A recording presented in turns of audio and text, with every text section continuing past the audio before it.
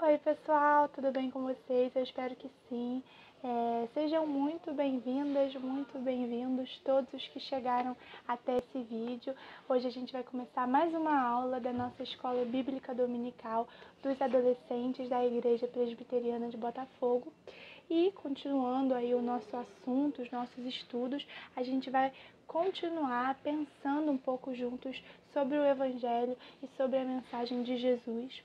Mais especificamente aí sobre 3 palavras-chave que são imprescindíveis, importantíssimas para que a gente entenda melhor a mensagem de Jesus, a mensagem dele sobre o reino, e as palavras que a gente vai olhar um pouco, pensar um pouco sobre elas e olhar um pouco para momentos em que Jesus ensinou sobre esses assuntos ou até demonstrou isso nas suas interações com as outras pessoas.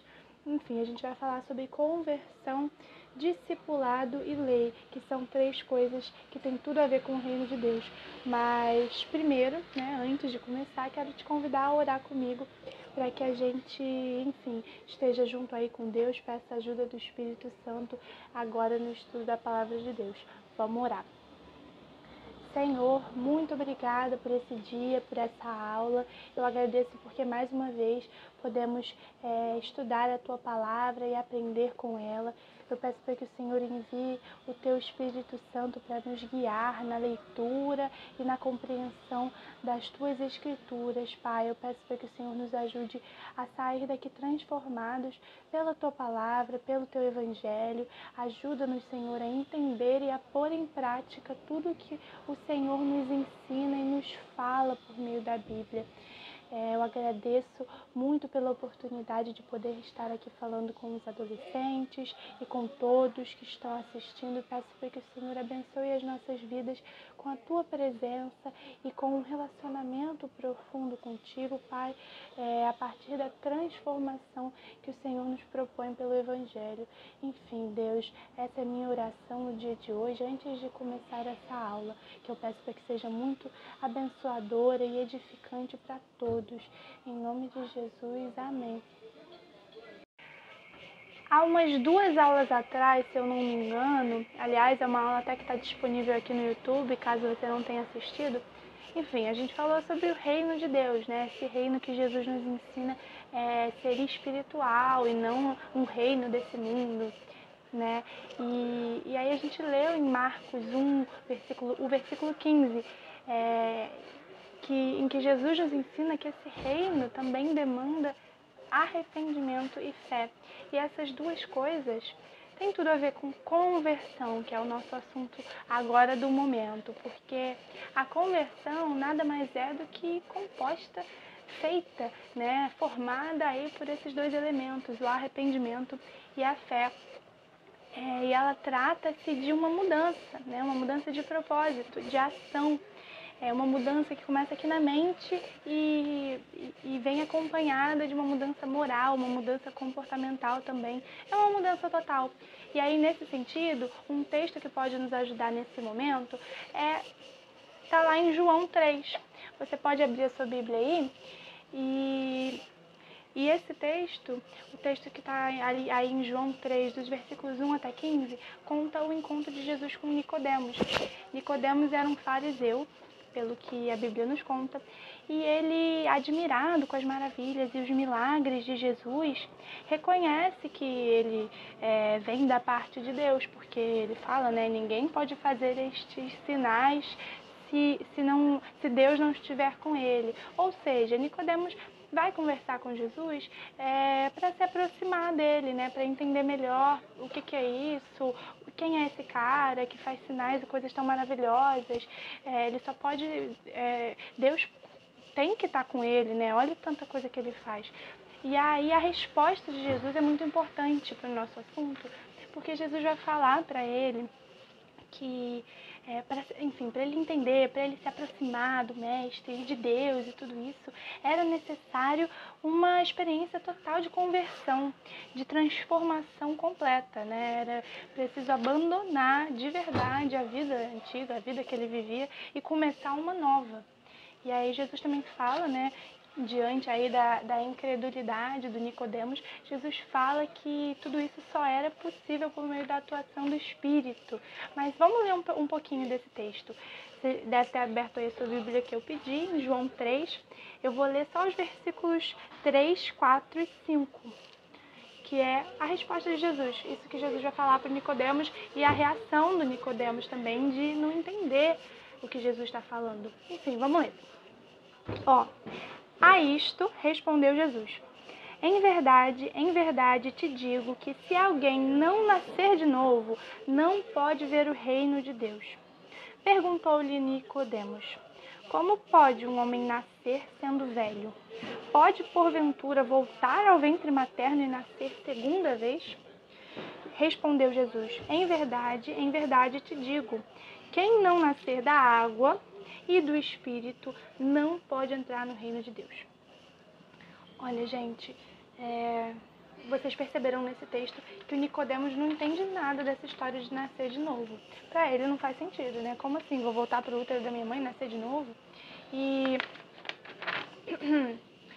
essa conversa nos ajuda muito a entender o que significa conversão para Jesus. O que ele está esperando, né? Sobre o que ele está falando. O que vocês acham que significa essa expressão, nascer de novo, né? E quais são as mudanças práticas de vida mesmo que estão aí, ocorrem quando a gente nasce de novo? O que isso significa? Né? De acordo com esse texto que a gente leu, a gente pode tentar entender um pouco a partir da explicação de Jesus, né? Nascer de novo significa, em primeiro lugar, ter uma nova natureza. Abandonar tudo e começar uma vida nova a partir do encontro com Cristo. O encontro com Cristo é tão fundamental e é tão sobrenatural e marcante que demanda uma mudança total de vida, que vai acarretar, que vai ocasionar uma transformação completa dentro do nosso ser. Esse é o nascer de novo, né? E a reação do Nicodemos é de incompreensão, né? Ele não entende o uso dessa expressão nascer, né? Que Jesus usa, nascer. Ele acha que para ele é tarde demais. Como é que um homem pode nascer já sendo velho, né? Então ele acha que ele não precisava, que ele não tinha como mudar desse jeito que Jesus está falando. E aí então Jesus vai nos ensinar uma outra coisa sobre a conversão. Essa conversão, né, de Jesus, do reino de Deus, ela é possível somente pela ação do Espírito Santo, né? O que ele vai falar lá no versículo 5. Ele fala que quem não nascer da água e do Espírito, né, tem a ver aí com o batismo, tem a ver com o Espírito Santo, não pode entrar no reino de Deus. Então, é uma experiência, ou seja, né, essa experiência da conversão, dessa mudança, de nascer de novo, é uma experiência inteiramente espiritual, né? Ela trata-se da intervenção direta do poder de Deus na vida da pessoa. A gente sozinho não consegue fazer isso, né? O próprio ser humano não consegue, vou mudar, mudei. Não dá. A gente precisa da intervenção de Deus, que se dá por meio do Espírito Santo, né? E aí isso produz, Deus e o Espírito Santo, a ação do Espírito produz uma mudança de caráter, de atitude real e verdadeira. Produz o reino de Deus dentro de nós. E essa é a experiência que torna possível para o homem abandonar tudo e recomeçar com Jesus, porque não é uma coisa fácil, não é uma coisa assim que parte de nós, da nossa natureza. Pelo contrário, a gente precisa que Deus entre e bote ordem aqui nessa bagunça. Então, toda a nossa vida é redirecionada a partir disso, a partir do momento em que a gente conhece Jesus e o Espírito Santo age em nós e provoca toda essa transformação, né? Esse nascer de novo, essa conversão. E uma terceira coisa, então, sobre a conversão é justamente isso, é que isso significa receber uma nova essência espiritual. E isso é a conversão, né? É uma transformação radical que gera uma nova expectativa, que gera uma nova existência total, não é? É completa. E E essa conversão é o que nos liberta do controle total da carne, né? A gente não se torna perfeito com a conversão, né? Encontrei Jesus, fui convertido, arrependimento, fé, um novo espírito, uma nova essência dentro de mim. Sou perfeita, não vou mais errar. Não é assim. Não é dessa forma. Podia ser assim, mas não é. Ainda há todo um trabalho aí de santificação. E aí isso nos leva ao próximo ponto, à próxima palavra aí muito importante no ensino de Jesus, que é o discipulado. A conversão, gente, é apenas o início. É só o começo de uma caminhada, de uma marcha aí com Jesus que vai durar a nossa vida inteira, daqui até a eternidade. Ou seja, né, Jesus deixa claro no seu ensino que uma conversão verdadeira precisa ser seguida de discipulado. E aí vamos entender um pouco o que é isso, que relação é essa de discipulado que a gente tem que ter com Jesus. Nós temos que ser discípulos de Jesus, né? E caramba, Jesus era impressionante, né? Com seus sinais e milagres, ele atraía multidões. Só que multidões que muitas vezes só queriam, enfim, buscar os seus milagres ou se encantavam com as suas palavras, com o que ele dizia. Mas não é só isso, não é só essa. Isso não significa seguir Jesus de verdade, né? Jesus fez questão de mostrar a realidade do discipulado. O discípulo de Jesus é aquele que se submete ao seu ensino, à sua disciplina, se submete às palavras dele, a uma relação verdadeira com ele. E isso também implica, é importante dizer, em priorizá-lo, né? Priorizá-lo, porque não dá para seguir a Cristo sem abandonar os ídolos do nosso coração. Então, requer comprometimento, requer tudo isso, requer priorizar a Jesus. E aí, um texto que nos ajuda nesse momento está lá em Lucas 9, versículo 57 até o versículo 62, em que a gente encontra 3 pessoas diferentes querendo seguir a Jesus, né? E então vamos ver o que Jesus vai falar sobre isso. Abre aí a sua Bíblia, que a gente vai ler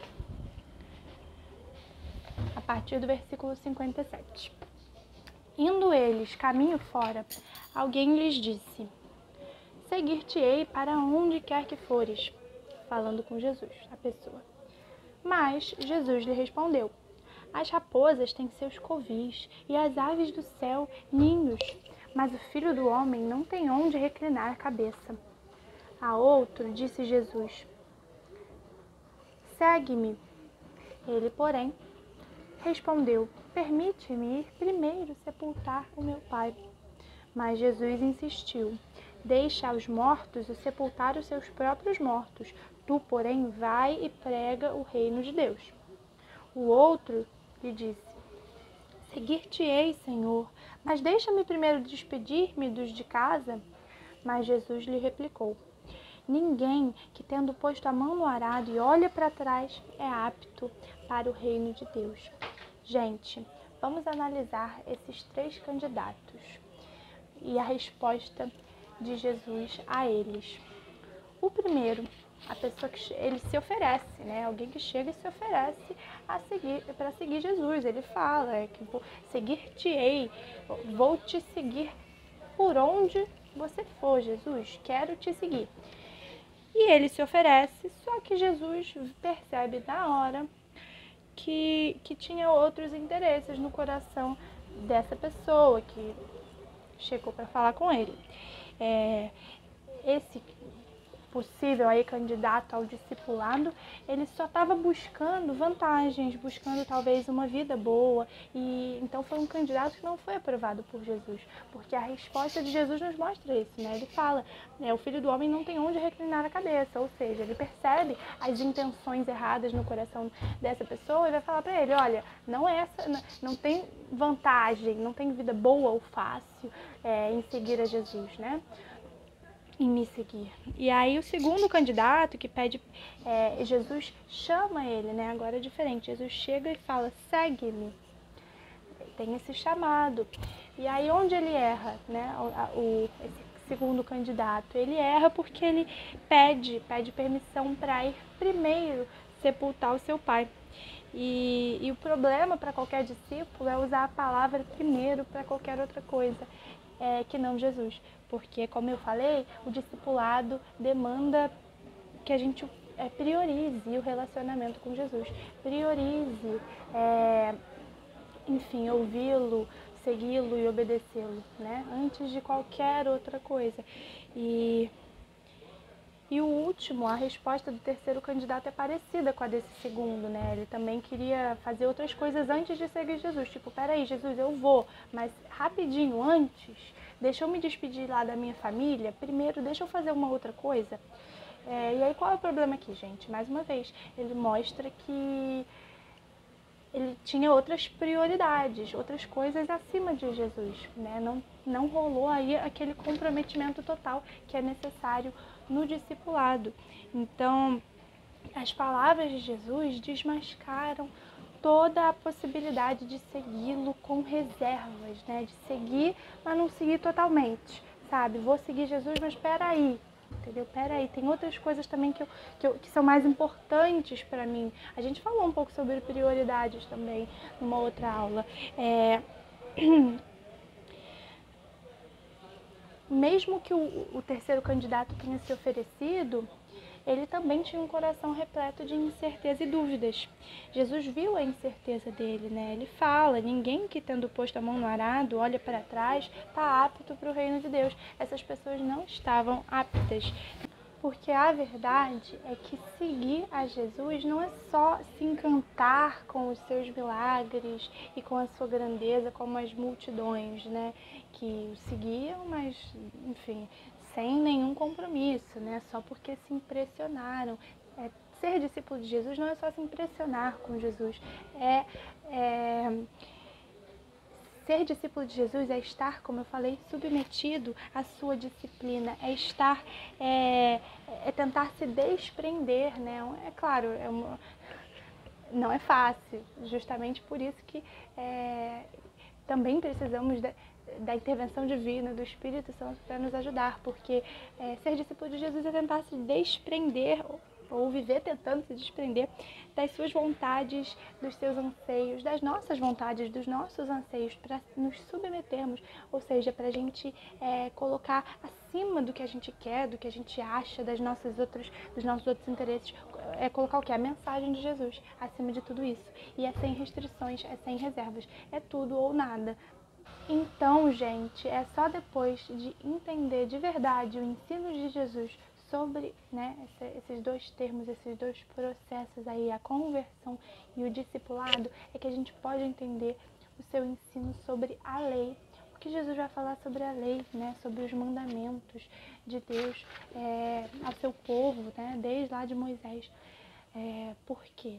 Porque para Jesus, a obediência à lei, ela é uma consequência da conversão e do discipulado, ou seja, a conversão, que é aquela mudança, transformação total, né? O nascer de novo, que só acontece por meio do Espírito, como a gente viu lá na conversa de Jesus com Nicodemos.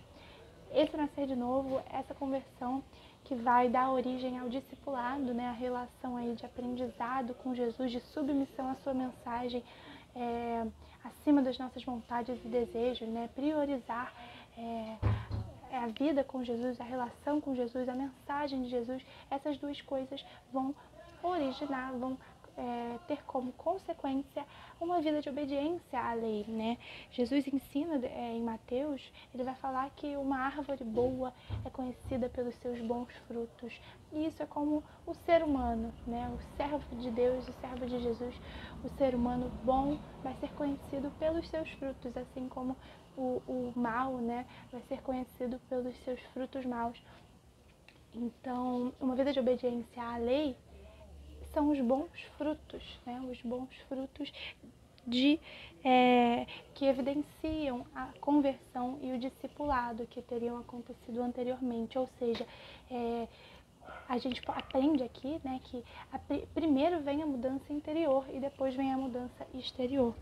Então, o texto que vai nos ajudar agora, nesse momento, está lá em Mateus também, Mateus 5, dos versículos 17 até o versículo 20, que é quando Jesus vai falar sobre a lei, né? Ele mostra nesse texto que ele tinha a lei em alta consideração e que, ao contrário do que qualquer pessoa pudesse ter pensado, ele de modo algum veio para cancelar, para destruir, para acabar ou para mudar a lei, qualquer coisa do tipo. Pelo contrário, ele vai nos contar aqui que ele é a confirmação de tudo aquilo.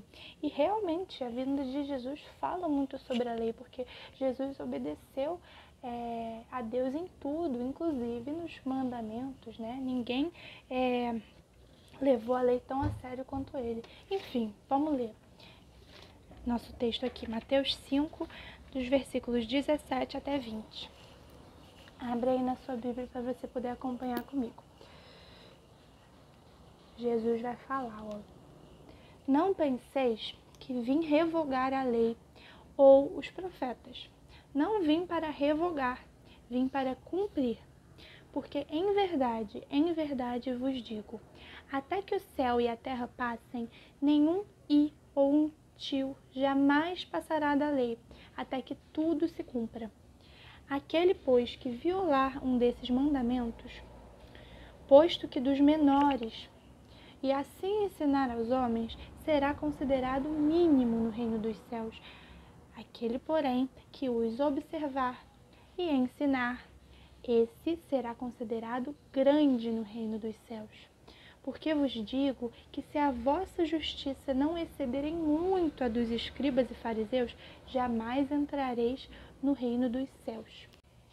Jesus mostra aqui o verdadeiro propósito da lei, né? Porque ele mesmo, como eu falei, sempre obedeceu ao Pai e os súditos do seu reino devem seguir o seu exemplo, né? É o que ele vai falar aqui, porque violar os mandamentos e ensinar os homens a violarem esses mandamentos nos exclui, nos diminui no reino de Deus, enquanto ensiná-los e segui-los e guardá-los faz com que a gente seja considerado grande no reino dos céus. Ou seja, a gente tem que seguir o exemplo de Jesus e seguir a lei, seguir os mandamentos, que são aqueles mandamentos que podem ser resumidos em amar a Deus e amar ao próximo, né? Vocês vão de se lembrar de quais são os mandamentos que a gente está falando. Então, é muito importante isso, e também é muito importante manter a vigilância, né? Outra coisa que Jesus aponta aqui nesse texto. Manter a vigilância para não ser como os escribas e fariseus, que interpretavam a lei aí de uma forma meio errada, porque eles guardavam ela apenas de uma maneira externa, né? Só se preocupavam com o exterior, vivendo de aparências, né? E a vida na aliança, né, é justamente uma atividade espontânea. A vida obedecendo a aliança e aos mandamentos de Deus, ela é espontânea a partir de um caráter transformado. Ou seja, a nossa transformação interior, como eu também falei, o nosso caráter, o nosso espírito transformado, faz com que a gente dê os bons frutos, né? Faz com que a gente busque seguir aos mandamentos de Deus, né? É como se fosse ali uma consequência natural. Lógico que ela exige também um esforço de nós em obedecer a Deus, mas esse esforço de obedecer a Deus vem de um espírito transformado, vocês entendem? Mais para os escribas e para os fariseus, né, que são mencionados por Jesus nesse texto, a obediência, a aliança, era só a parte externa, era só uma vida de aparências, uma vida de legalismo, uma vida de certo e errado, pode e não pode. Eles tratavam as coisas de uma maneira assim superficial, né, sem se preocupar com o verdadeiro problema, que é o caráter corrompido, né? O homem com um coração corrupto a partir do pecado. Não, eles só se preocupavam com a parte exterior, com uma conduta, né? Ali seguindo aqueles preceitos. Então eles faziam isso, eles interpretavam a lei, seguiam ela de uma forma que não condiz com o seu verdadeiro propósito. E aí a gente pode perceber nisso algumas características deles, que Deus diz aqui, Jesus diz aqui, que a gente tem que evitar, né? A gente tem que ser muito mais justo do que eles, que não eram muito justos, ao que tudo indica, né? Porque os escribas e os fariseus tinham muito discurso e pouca ação, né? Eles exigiam que as pessoas fizessem coisas e eles mesmos nem sempre faziam isso, né? Essa preocupação aí externa com a lei, nem eles muitas vezes seguiam isso, mas eles exigiam, eles impunham, eles julgavam, né? O que pode, o que não pode, o que é certo, o que é errado. Enquanto eles mesmos muitas vezes não faziam isso. Jesus vai falar sobre isso em Mateus 23. Outra coisa muito também significativa sobre essas pessoas aí, sobre esses personagens, esse grupo de indivíduos, de religiosos aí da época de Jesus, é que eles buscavam honras, eles buscavam ser honrados, porque eles iam usar o cumprimento da lei apenas para chamar a atenção. Como eu falei, eles nem sempre cumpriam, era muito discurso e pouca ação. Mas ainda assim, eles usavam esse discurso para ganhar atenção para si, para eles aparecerem, para eles impressionarem os outros e terem honras e serem maiores do que os outros. Era isso que eles estavam buscando. Jesus também fala sobre isso em outros textos. Outra coisa que eles tinham, outra característica deles é que eles eram cegos.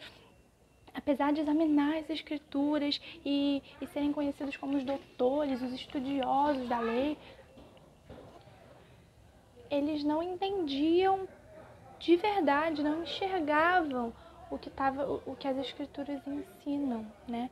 Eles faziam elas dizerem o que eles mesmos queriam, né? Manipulavam para que correspondesse ao que eles achavam, à opinião deles, à vontade deles. Jesus vai falar sobre isso, sobre os interesses deles, que eles usam das escrituras da forma que eles querem, sabe? Sem se ater de verdade ao ensino que está ali, né? A palavra de Deus que está revelada ali.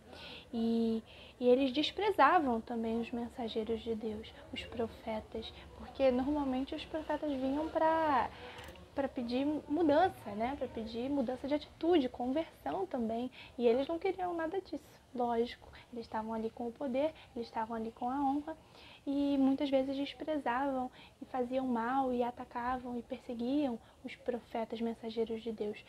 E, enfim, eles eram tudo isso, né?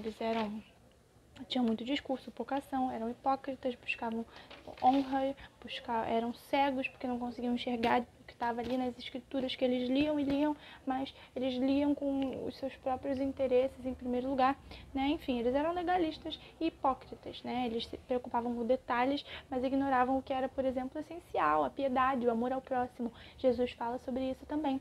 E quando ele nos aconselha, nos traz essa advertência aqui nesse texto de Mateus que a gente leu sobre a gente ter uma justiça que exceda a deles, é muito importante. O que ele está dizendo aqui, né? Para a gente ouvir as suas palavras e aplicá-las, né? Esse ensino, tudo isso que a gente está aprendendo, a gente tem que colocar em prática na nossa vida de verdade, não como os fariseus, que buscavam o seu próprio interesse e a própria glória e honra, né? Que buscavam usar as escrituras para os seus próprios, não como os fariseus, né, que usavam das escrituras para a sua própria honra, para a sua própria glória, para aparecer ou para os seus próprios interesses, né, ou que iam se ater ali a detalhes sem amar o próximo, sem demonstrar piedade. Não dessa forma, né? Jesus está falando aqui, não é desse jeito, não é isso.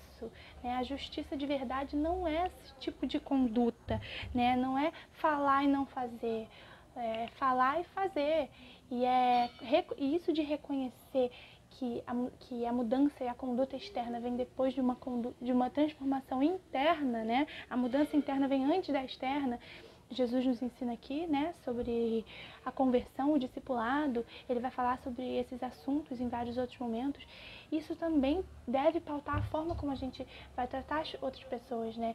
Sem querer impor o que é certo, sem querer impor a lei, impor detalhes e coisas da lei em pessoas que ainda não foram transformadas por Jesus, pelo Espírito Santo.